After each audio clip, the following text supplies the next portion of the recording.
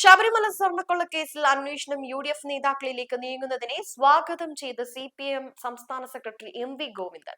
കേസിൽ കോൺഗ്രസ് നേതാവ് അടൂർ പ്രകാശ് ഉൾപ്പെടെയുള്ളവർക്കെതിരെ അന്വേഷണം നീങ്ങുമ്പോൾ UDF സ്വീകരിക്കുന്നത് അവസരവാദപരമായ നിലപാടാണെന്നും അദ്ദേഹം കുറ്റപ്പെടുത്തി. ശബരിമല സ്വർണ്ണക്കൊള്ളക്കേസിൽ UDF നേതാക്കൾക്കെതിരെയുള്ള അന്വേഷണ നീക്കങ്ങളെ സ്വാഗതം ചെയ്ത് CPIM സംസ്ഥാന സെക്രട്ടറി MV ഗോവിന്ദൻ. കേസിലെ പ്രധാന പ്രതി ഉണ്ണികൃഷ്ണൻ പോറ്റിയുമായി അടൂർ പ്രകാശിന് അടുത്ത ബന്ധമുള്ളതാണെന്ന് അദ്ദേഹം ആരോപിച്ചു.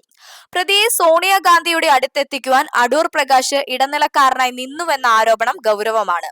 നേരത്തെ CBI അന്വേഷണം ആവശ്യപ്പെട്ട UDF ഇപ്പോൾ അന്വേഷണം സ്വന്തം നേതാക്കളിലേക്ക് നീങ്ങുമ്പോൾ അത് രാഷ്ട്രീയ പ്രേരിതമാണെന്ന് പറയുന്നത് ഇരട്ടത്താപ്പാണ്. സത്യം പുറത്തു കൊണ്ടുവരാൻ നിഷ്പക്ഷമായ അന്വേഷണം അനിവാര്യമാണെന്നും അദ്ദേഹം തിരുവനന്തപുരത്ത് പറഞ്ഞു.